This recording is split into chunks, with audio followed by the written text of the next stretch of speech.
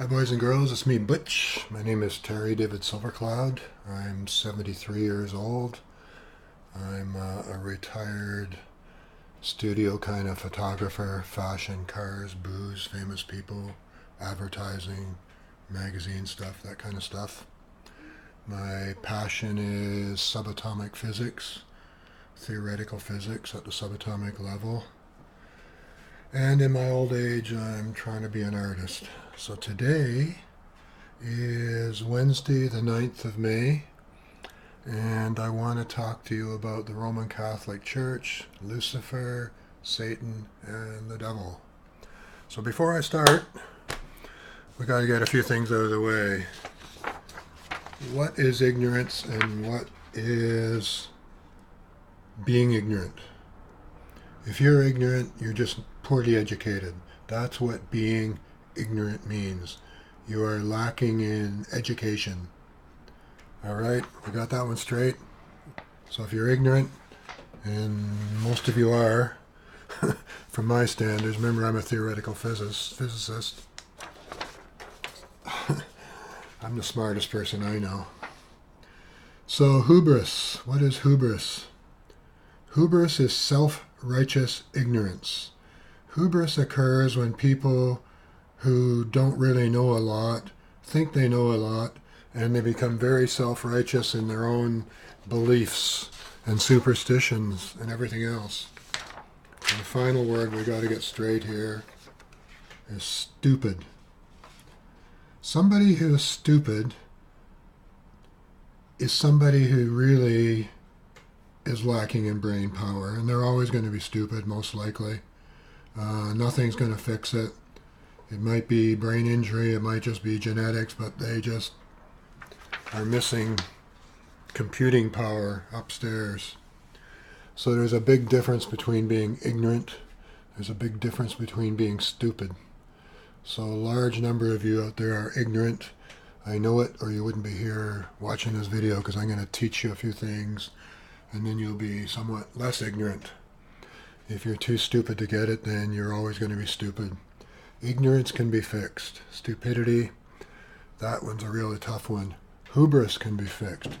Hubris is just people who, in order to feel more self-righteous and important about themselves, bully other people with their ideas.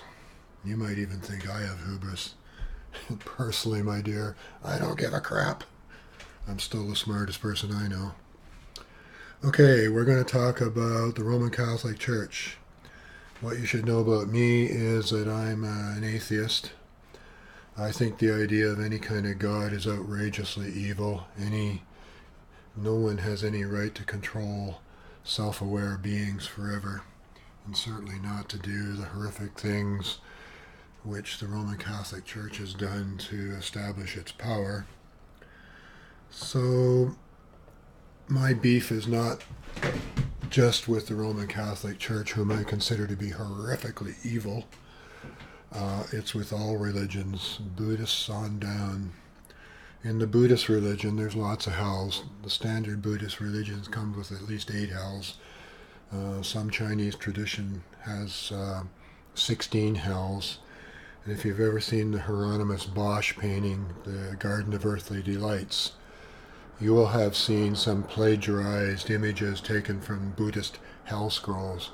Bosch lived in the lowlands, the Holland area of today, and he was an artist quite a few years back, and he is famous. It cost him millions to get one of his few paintings.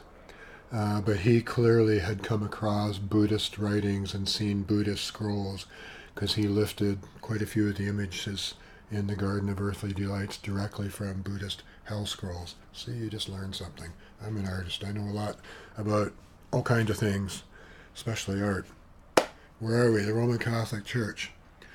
So aside from being horrifically evil and burning people alive just because they think they have some kind of power to do so in the past, and still trying to restrict abortions and control people's life and control the planet, they brought you the devil, Satan, and Lucifer. That's where those 3 words got into our culture, was because of the Roman Catholic Church. So how'd that happen? Well, back in the 4th century, Rome was falling apart. The leaders had long since left. The empire was falling apart, and Rome was in a pretty sad state. And the Christians were no longer being burned alive or fed to lions in the forum. And they had quite a few various groups, and they all had their own bishops, and they all squabbled amongst each other, as Christians are prone to do, being so full of hubris as they are. They got their act together, and they decided it was time to get a church together, and they had a council, the Council of Nicaea, and they went through all the religious writings that they liked and didn't like. They had sort of a, this book's in, this book's not in. So there is no Bible, Christian type Bible before the 4th century. It didn't exist before the 4th century. That's when it happened. And the person charged with creating this Bible, getting it together and doing the main translating, was a dude named Jerome, who you will know is Saint Jerome. So Jerome, he had lots of material available. He could just take a trip across to Alexandria to the Great Library, where there were Hebrew writings and there were lots of Greek writings. I don't know what was available in Rome at that time, but certainly in Alexandria, the library was still there. It didn't get burned until Muslims burned it in the 8th century. When the Islam swept through most of southern Europe and northern Africa in the 8th century, when they arrived at the Great Library of Alexandria, the troops were ordered to burn everything, basically. Anything that wasn't in the Quran was to be burned. So that was the end of the library as we know it in Alexandria. Where was I? Back in the 4th century in Jerome. So in the 4th century, the library was still going strong, and there was lots of squabbles amongst the Hebrews and the Christians, and at that time even. But Jerome had access to Greek translations of the Old Testament, the Hebrew writings, and I doubt that he spoke Aramaic, and the fact that some of the errors that got into the Latin Vulgate, the Latin Bible that he created, originate with Aramaic. Let's start with the Aramaic. Satan comes from an Aramaic word, and I don't really know how to pronounce it, but I looked at it, and to me it looks like Shaitan. Maybe I'm saying it wrong. It's Shaitan. Maybe it's S-H. See, in Aramaic and Hebrew there are no vowels, and nowadays sometimes there's dots and things to tell you. You just sort of knew what the vowels were. So it was basically an SH sound and a TN sound with an apostrophe between it, I believe. But it sounded, I guess, a bit like Satan. So that is how the word Satan got into the New Testament. There is no Satan in the Old Testament, never was. Hebrews don't believe in Satan or the devil. The Hebrews didn't. The garbage truck's loading outside, just bear with me. I live overlooking the alleyway. Where was I? Satan. So, Satan, the word Shaitan, got into Greek writings, translations, and I was going to lift up more garbage. And it became Satan in the Bible. So that's where Satan came from. And what does it mean? It means somebody who disagrees with you. It could possibly also mean an enemy or an opponent, but it's somebody. Can you hear me? Good timing, garbage truck. I ain't starting this over again. Should we live it out? You're still going there. So Satan is basically someone with whom you do not agree. That's what Satan is. There is no, it could be anybody. There is no person named Satan.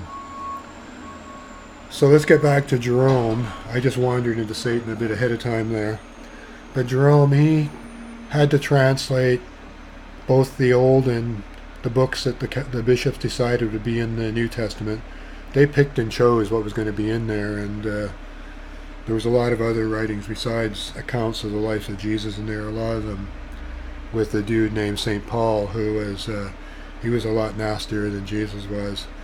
He was into punishment. I don't believe in punishment. I believe in rehabilitating people, and the people that are seriously bad, well, then we might have to lock them up. But most people steal because they're poor, and the rich people who steal usually get away with it because they can afford good lawyers. And anyhow, I don't believe in punishment. I believe in healing. And now there's a crow out there looking for my attention. He wants something to eat. Jeez. You know what? I'm just going to keep going here. Hang on a second.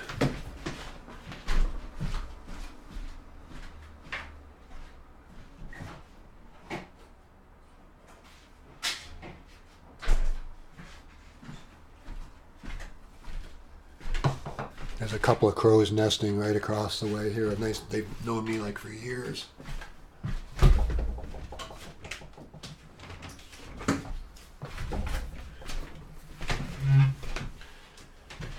And that's the old male. He'll probably keep squawking, and he'll come up within a couple of feet of me. He'll keep squawking till I pay attention to him. He wants to feed the kids. I've seen the kid. It's in the nest. It's just across the way here. Where was I? Satan. Now this is going to be a really long video. If you're really into this, you'll listen. I'll try to be entertaining. What was I doing? Satan. Jerome. Where were we? All right. So they decided what books would be in the New Testament, and they just basically took the Hebrew writings and translated, it would appear because of the errors that Jerome created, directly from the Greek. So what were the Greek errors?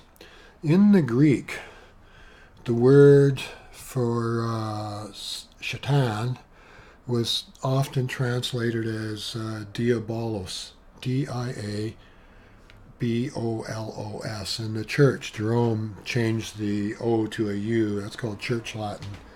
He didn't know what it meant. What is this diabolos? What do I know? So he changed it to diabolos. And then later on in the King James translation, 1200 years later, it would be changed to devil or enemy, or it was translated in various ways, just the same way the Hebrew word Sheol, I don't know if I pronounced that correctly, which means grave or burial place in Old Hebrew, often was translated to the word for hell. There is no hell. There's no hell in the Old Testament. Hebrews don't believe in hell. They don't believe in heaven. Modern ones may be hoping something's out there, but there ain't no heaven, there ain't no hell in the old Hebrew religion. So Jerome, he had the word diabolos to contend with, and he turned the Greek word for Satan into Satan. Direct translation. He didn't know what it meant either. What do I know? And somehow these became personified in the King James Version. They capitalized them. I don't know if Jerome capitalized them or not. I don't have an original copy of the Latin Vulgate. The oldest existing Bible that I know of comes from around the 8th or the 9th century. There are no Bibles left in print that we know of, and we know that something I'm going to talk about, Isaiah 14:12, is correct, because we have the Dead Sea Scrolls, so we have 2,000-year-old Hebrew writings, and the word in the Revised Standard English Bible is a very good translation of the Hebrew of the time, the Aramaic of the time, of Jesus, as it were. And the Dead Sea Scrolls come from 68 to 70, when the Jewish-Roman War happened. The Emperor Tiberius got totally fed up with the Jewish problem. He sent 60,000 troops to Judea, where the Jewish people were living. That's where the word Jews comes from. And he just said, wipe them out, everybody, man, woman, child, kill them all. And the ones that didn't get killed were taken off to Rome to become slaves or fodder for food, for entertainment for the lions and tigers in the forum, to be eaten alive, that kind of stuff. And Herodotus records that the price of slaves fell to 10 drachma. You could buy a slave real cheap in the year 70 in Rome. But we're going ahead a couple hundred years when the Christians finally got their act together. and we're forming the church. So Jerome is writing the Bible, and he had 3 words to deal with that were a problem. And I've talked about the first 2, Satan. It comes from the Aramaic, from somebody who just doesn't agree with you, which could be your neighbor, or somebody with whom you've actually had a fight. Diabolos comes from the ancient Greek, dia, coming out of, as a result of, and balos means the hit or the hurt. So diabolos, coming out of the hit or the hurt, something that happened to you and now you ain't friends anymore. So that's what diabolos means. There never was a devil, never going to be a devil. And Milton, who wrote Paradise Lost, was among the many that would spread those ideas and the idea of Lucifer. So where did Lucifer come from?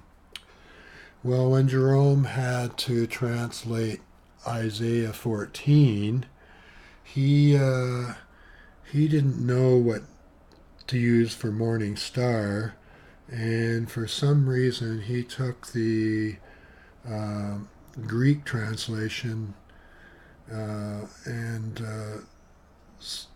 which sounds like bringer of fire or bringer of light. I don't know how he got it, but he created the word Lucifer, and then he created this verse. So if you look at it, I don't know if you read Latin, but on the second line down there on your right, you will see the Lucifer.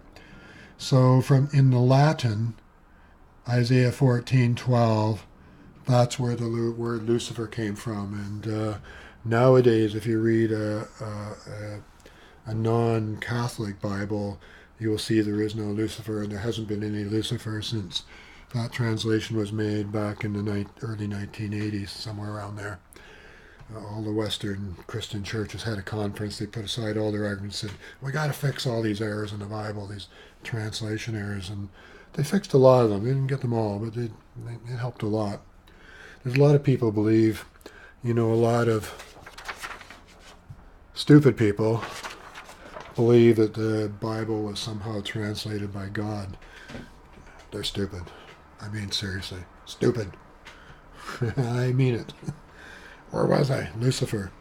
So that was not the only place that Jerome placed the word Lucifer in the Latin Vulgate.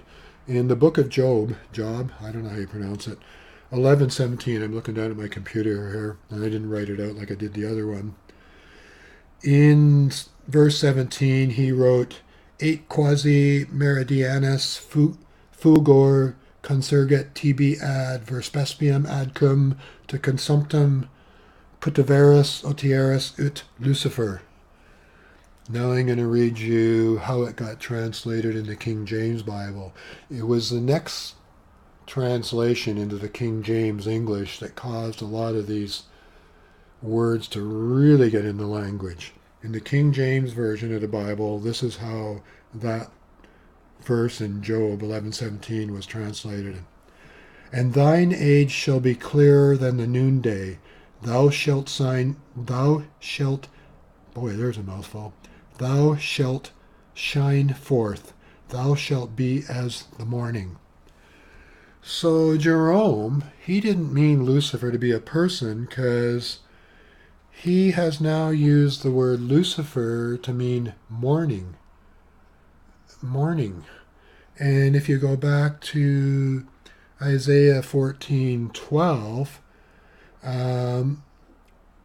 the King James Version of that was, "How art thou fallen from heaven, O Lucifer, son of the morning? Art thou cut down to the ground, which did weaken the nations?" Now that entire verse is all about the Hebrews defeating their enemy, the Persians, or the fall of the Persian kings who had been persecuting them all those years. I think I've, in my meandering kind of way, because I got ADHD and I got distracted there by the crow and the garbage trucks, and I don't want to make the video again. I lost my cell phone. I just discovered I lost my cell phone. I guess you can imagine how upset I am about that. Anyhow, I'll fix that later. Nothing I can do about it right now. So I'm making this video, and I wanted to get it across to you that the Roman Catholic Church began the deceit of the concept, because they embraced it. I mean, priests today will, yeah, there's the devil, there's Lucifer, Satan.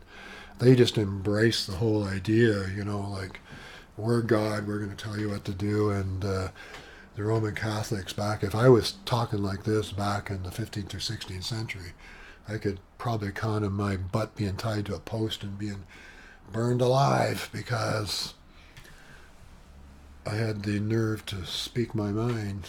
I'm not stupid, and I'm butch.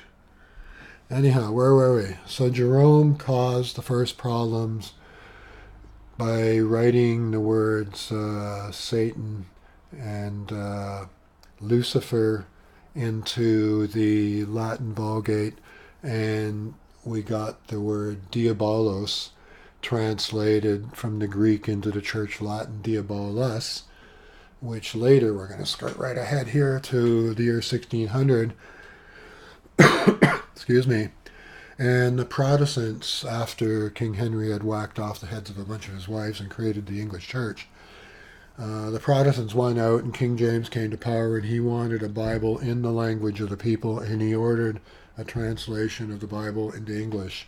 And apparently they chose primarily the Latin Vulgate as their prime source to do the translating. And when they got to Isaiah 14:12, which is the only place where the word Lucifer occurs in the King James Bible, and one of two places it occurs in the Latin Vulgate, they translated Lucifer as Lucifer. So Lucifer got into Isaiah 14:12, and when they translated Job 11:17, for some reason they had the brilliance. Maybe they looked at a Greek script, I don't know, but they translated as the word morning. So the whole point of this long rant, I'm up to 22 minutes, and do I care? No, if you really want to learn something, you'll sit and pay attention. The Roman Catholic Church is, to me, an extraordinarily evil institution headed by an extraordinarily evil person, the Pope.